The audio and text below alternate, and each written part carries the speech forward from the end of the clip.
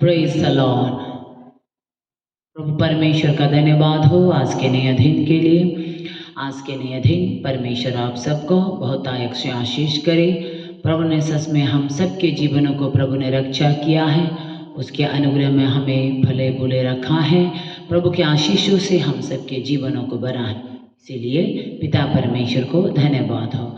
तो आइए आज हम एक और वचन हम देखेंगे, परमेश्वर से हम सीखेंगे। प्रभु के वचन के द्वारा अपने जीवन में हम सीखेंगे कि हमारा जीवन में परमेश्वर और भी क्या चाहते हैं। आइए हम देखेंगे यहाँ पर देखने से सेकंड राजा का जो दूसरा राजा है और उसका चैप्टर 2 से हम देखने से हेडिंग में लिखा है एलिया का स्वर्ग ग्रहण, ऐसा बोल के लिखा है एलिया का स्वर्ग जाने का समय है ये। तो इसीलिए उसको देखा है। तो हम यहाँ से वर्ष 1 से पढ़ेंगे। जब यहोवा एलिया को भवंदर के द्वारा स्वर्ग में उठा लेने का था, तब एलिया और एलिसा दोनों संग संग गिलगाल से चले। एलिया ने एलिसा से कहा, यहोवा मुझे बेतेल तक भेजता है, इसीलिए तू यही ठहरा रहे। एलिसा ने कहा, यहोवा की और तेरे जीवन की शपथ, मैं तुझे नहीं छोड़ने का। इसीलिए वे बेतेल तक को चले गए। देखिए यहाँ पर हम वर्ष 2 तक पढ़ा है। यहाँ पर लिखा है कि एलिया को परमेश्वर भवंदर के द्वारा उसे उठा लिए जाने वाले हैं। हमारे आदि में भवंदर को मायाक बोलते हैं ना, जो हवा जो ऐसे घूम कर आते हैं ना, जो तूफान जो घूम कर आते उसे कहते हैं भवंदर। तो इसीलिए उसके द्वारा परमेश्वर जो एलिया को उठाने का समय हो गया है, स्वर्ग उठाने का समय आ गया। इस बात को एलिया मालूम है और उसके साथ साथ चलने वाला उसका चेला एलिसा को भी मालूम है। तो एलिया जहाँ पर जा रहा है उसके संग संग एलिसा भी पहुँचा और गिलगाल तक गया। पैदल चलते चलते गिलगाल तक पहुँचा। फिर उसके बाद एलिया ने एलिसा से कहा कि यहोवा मुझे आगे को और भेजता है। उसे कहता है कि तुम उसे एलिया एलिसा को कहता है कि यहोवा मुझे बेतेल तक भेजता है, गिलगाल से बेतेल तक मुझे भेजता है, इसलिए मैं वहाँ को जाता हूँ, इसलिए तुम गिलगाल में ही ठहर जाओ, ऐसा कहता है। लेकिन एलिसा क्या कहता है, नहीं, मैं आपको कभी नहीं छोड़ूंगा। अपने जीवन की शपथ खाता हूँ और मैं यहोवा और तेरे जीवन की शपथ खाता हूँ। कहता है कि मैं यहोवा और तेरे जीवन की शपथ खाता हूँ, मैं तुझे कभी नहीं छोड़ूंगा, ऐसा कहता है। इसीलिए वो एलिसा एलिया को नहीं छोड़ेंगे, मैं आपके पीछे चलता रहूँगा। उसे मालूम है कि एलिया को आज के दिन को उठा लिया जाएगा, एलिसा मालूम है। फिर भी वो एलिसा को ना छोड़कर एलिया को एलिसा ना छोड़कर उसके पीछे जा रहे थे। तो इसलिए बेतल तक भी उसके पीछे चलता रहा। और जब बेतल तक पहुंचा और बेतेलवासी भविष्यवक्ता के चेले एलिसा के पास आकर कहने लगा, क्या तुझे मालूम है कि आज यहोवा तेरे स्वामी को ऊपर उठा लेने पर है? उसने कहा, हाँ मुझे यह मालूम है, तुम चुप रहे। तो यहाँ पर क्या कहता है, देखो, बेतेल में जब पहुंचा, वहाँ के भविष्यवक्ता के चेले आकर एलिसा को कहता है, देखो आज तुम्हारे जो मालिक है, तुम्हारे स्वामी है, एलिया को उठाने का समय है, क्या तुम्हें मालूम है? कैसे कहता है? तो वो कहता, हाँ मुझे मालूम है, तुम चुप बैठो। वो लोग उसको एलिसा को लोग डिस्टर्ब करना चाहता था, उसके जीवन में रुकावट डालना चाहता कि वो एलिया के पीछे ना जाए, कि वो एलिया के पीछे जाना छोड़ दे। क्योंकि मनुष्य तौर पर हम सोचने से आज जो हमें छोड़ कर जा रहे हैं, हम उसके पीछे चल के क्या फायदा। हमारे साथ जो नहीं होने वाला है, हमारे साथ अभी से जो नहीं रहने वाले, उसके साथ हमें चलते रहकर क्या फ़ायदा। उसे हम क्या करते हैं, हम हमारे मनुष्य के सोच से हम सोचने से क्या करेंगे, छोड़ दो, वो तो आज उसे तो परमेश्वर आज उठा लिया जाएगा, इसलिए उसके पीछे मुझे चलने का कोई ज़रूरत नहीं, ऐसा बहुत से लोग सोचकर जरूर उस दिन को एलिया के और भी चेला था होगा, वो लोग छोड़कर चला गया। इसलिए उसके पीछे कोई नहीं आ रहे थे एलिसा को छोड़कर, एलिसा ही एलिया के पीछे आ रहे थे। बेतल तक पहुंचा, वहाँ पर भी उसे रुकावट हुआ कि वो एलिया के पीछे ना जाए। फिर भी एलिसा ना मानकर उन लोगों को जो उनको रुका रहे थे उसे वो अपने जीवन से दूर कर और वो आगे बढ़ते गया।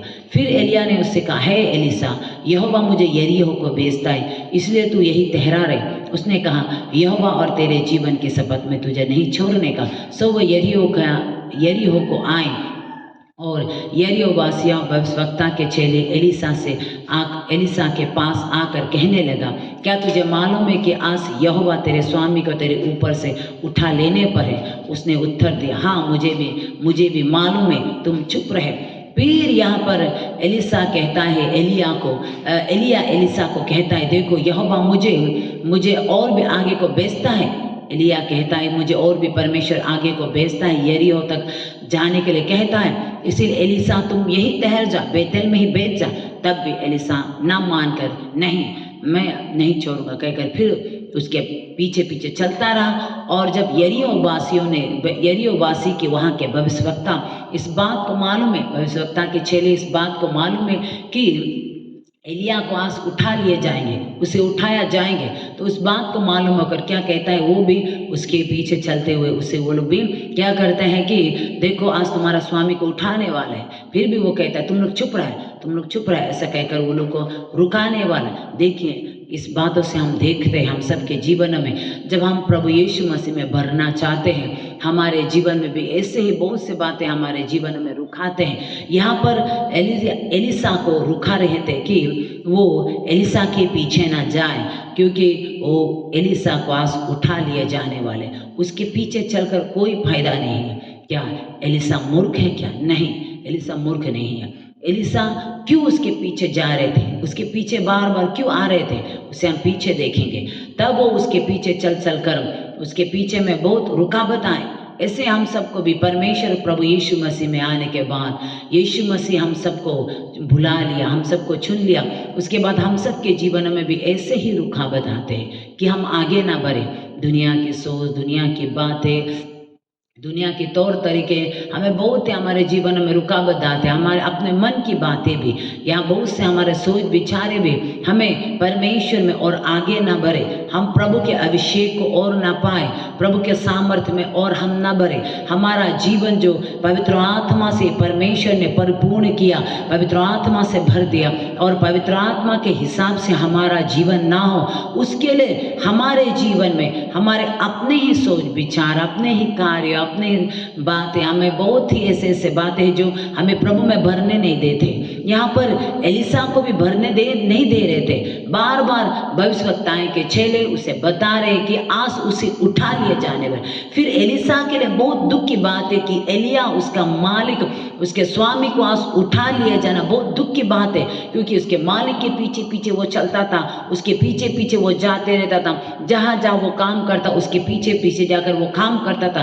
क्योंकि इस समय तक वो अपने आप से कुछ काम नहीं किया, केवल वो एलिया के पीछे जाकर उसके साथ काम कर रहे थे। तो उसके लिए बहुत मुश्किल है कि मैं जिसके साथ काम कर रहा हूँ, मेरे मालिक के लिए मैं जिसके लिए काम कर रहा हूँ, आज उसे उठा लिए जाएंगे। तो उठाने के बाद, उसे उठा लिए जाने के बाद मेरा काम क्या रह जाएगा? मेरा तो कुछ काम ही नहीं होगा।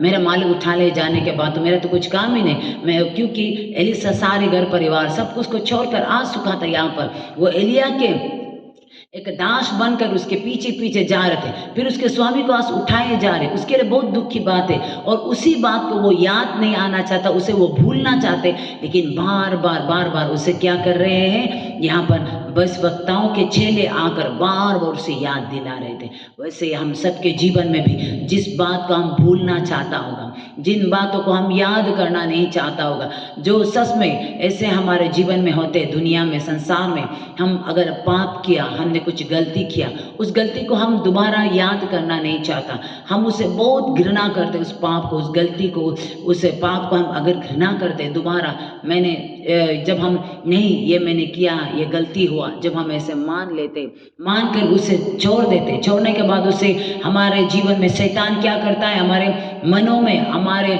माइंड में बार बार शैतान क्या करते हैं, वो बात को लाते कि तुमने ऐसा किया, तुमने ऐसा किया, तुमने ऐसा किया। देखिए प्रभु यीशु मसीह हमारे सारे पापों को माफ कर चुका है, हमारे सारे गुनाहों को वो धोकर शुद्ध कर चुका है, हमारे सारे गलतियों को माफ कर दिया।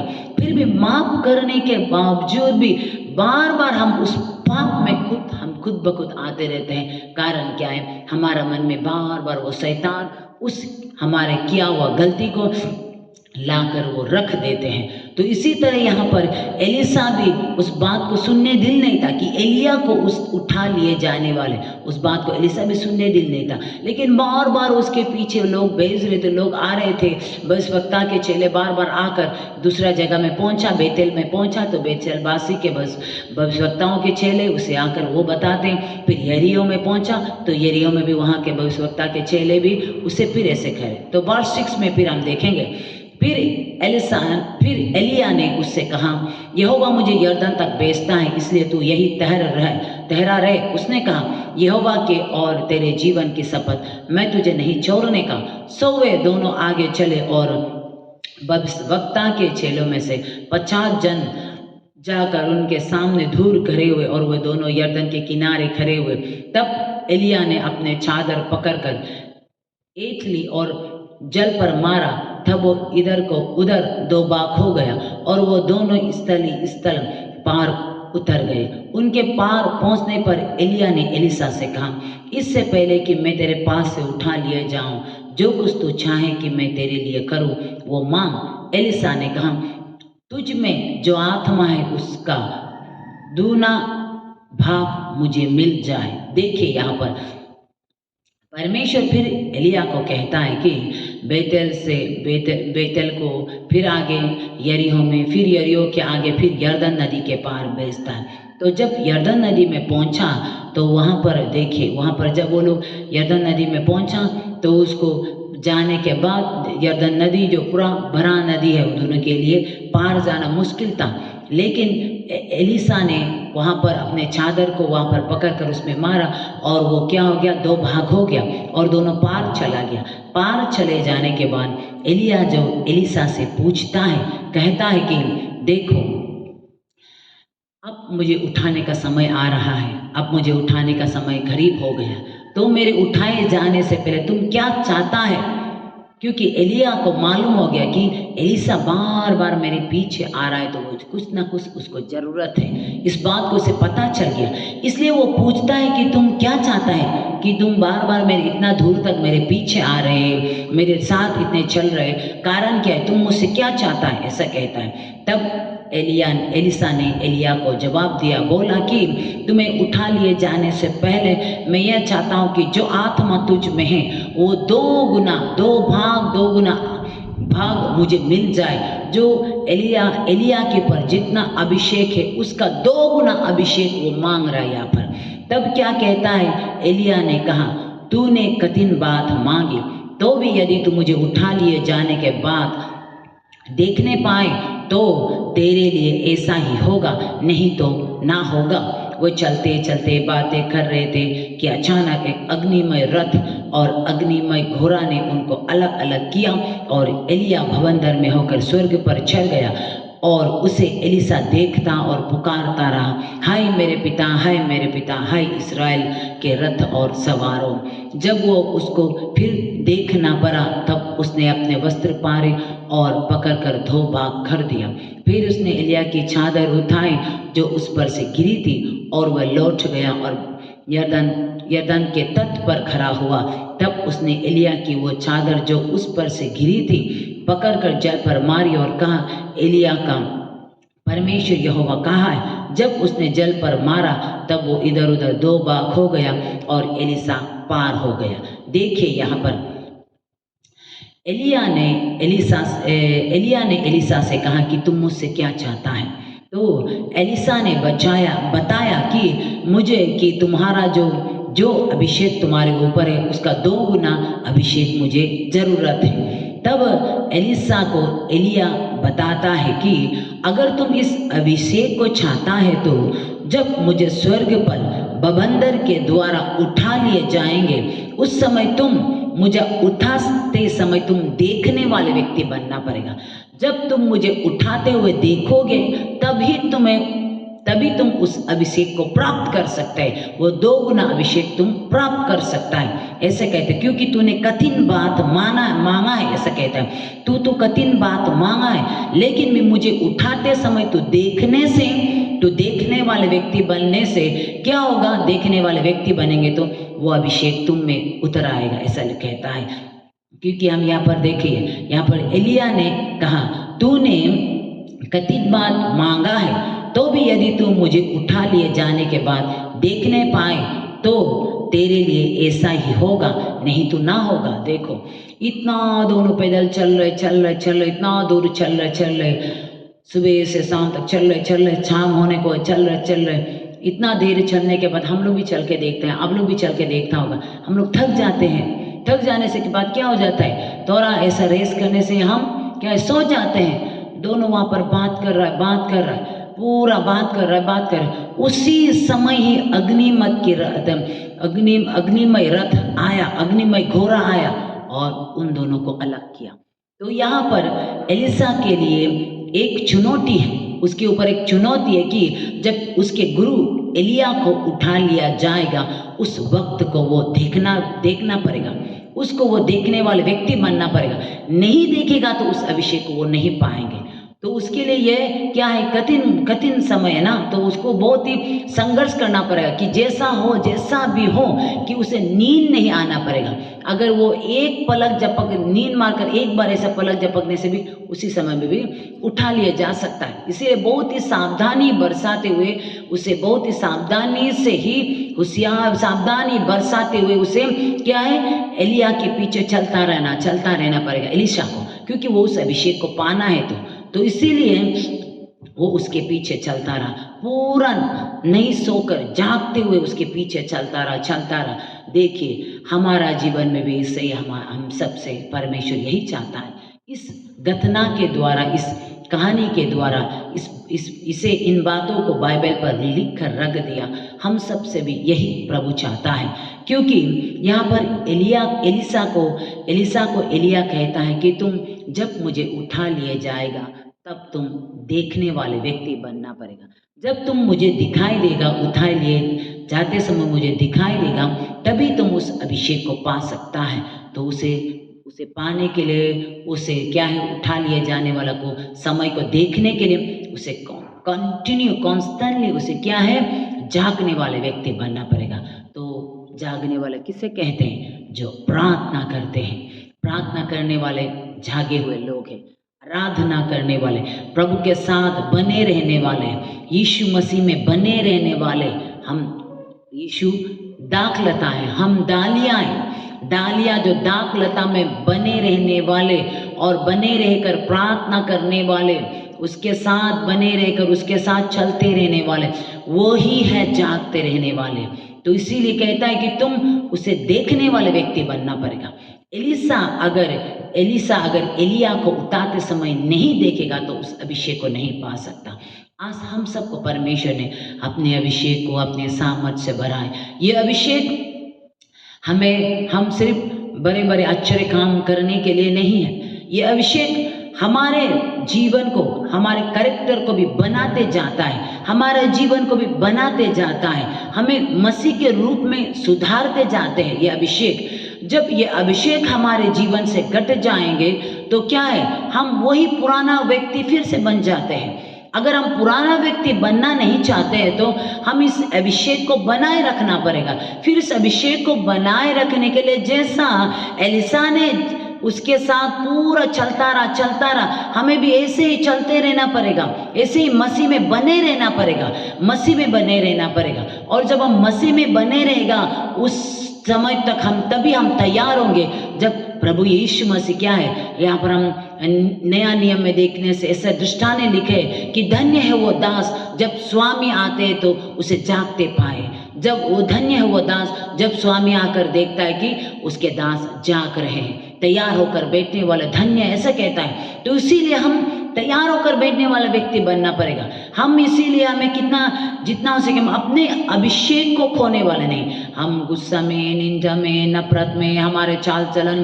पुरानी बातों में फिर से हम गंदे काम, गंदे बुराई काम, दुनिया में, संसार में, मोबाइल में, इधर उधर के बातों में अपने जीवन को वही में हम करते रहने से, उसी में लगे रहने से क्या है, अभिषेक करता है। अभिषेक कैसे बढ़ता है? प्रार्थना कर कर, परमेश्वर के प्रभु का वचन पढ़कर, आराधना कर कर और उसके उपस्थिति को महसूस करने से ही हमारा जीवन में अभिषेक बढ़ता है।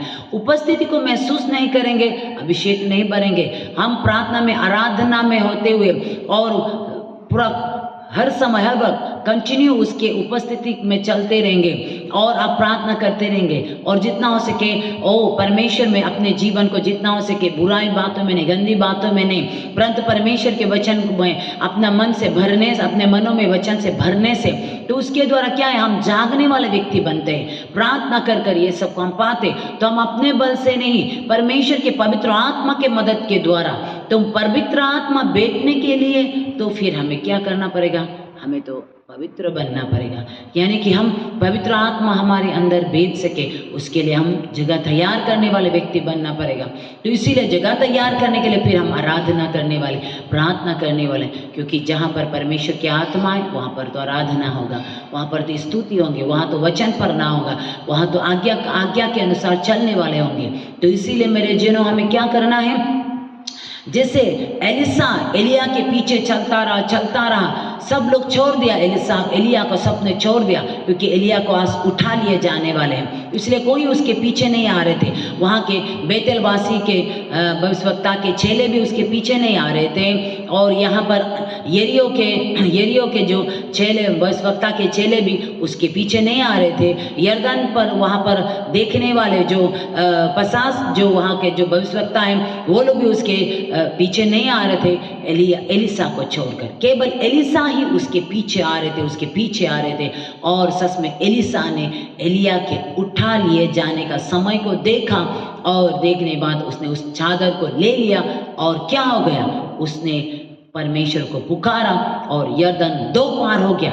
वर्ष 15 में देखने से उसे देखकर भविष्यवक्ता के चेले जो यरीहो में उसके सामने थे कहने लगे, एलिया में जो आत्मा थी वही एलिसा पर ठहर गई। सो वो उससे मिलने को आए और उसके सामने भूमि पर झुककर धन्यवाद की। देखो यहाँ पर पहले उसे क्या क्या मजाक कर रहे थे। जब तक एलिया उठा लिए नहीं गया था, जब तक एलिया को उठा लिए नहीं गया और एलिसा के ऊपर वो सामर्थ नहीं आया, तब तक ये चेले एलिसा के ऊपर हंसी मजाक कर रहे थे, उसे क्या क्या बोल रहे थे। लेकिन देखो, जब एलिया का अभिषेक, 2 गुना अभिषेक उसके जीवन में उतर आया, उसके ऊपर वो सामर्थ उतर आया, तो देखो ये चेले उसके सामने आकर क्या करने लगे? भूमि पर झुककर धन्यवाद करने लगे। देखिए, तो इसीलिए क्या है, हमें परमेश्वर के पीछे हमें चलते रहना है। जो हमें रुकावट डालने वाले बातें, हमें प्रभु में बढ़ने नहीं देने वाले बातें, हर बात मेरे कदमों के नीचे आएंगे, मेरे पाँव के नीचे हर चीज को आएंगे, क्योंकि यीशु ने ऑलरेडी हमारे पाँव के नीचे उस सब को कर दिया है क्रूस पर बलिदान होकर। तो इसीलिए मेरे प्रियजनों, जैसा एलिसा ने एलिया के पीछे कॉन्स्टेंटली चलता रहा, वैसे हम भी आराधना में, प्रार्थना में, वचन में आगे बढ़ते रहे। आप जितना ऐसे आगे बढ़ेंगे, उतना ही प्रभु आपको और भी इस्तेमाल करते हुए और भी प्रभु आपको आगे बढ़ाते रहेंगे, क्योंकि परमेश्वर चाहता है कि हम आगे बढ़े। इसीलिए परमेश्वर इस वचन के द्वारा आप सबको आशीष करे। Thank you.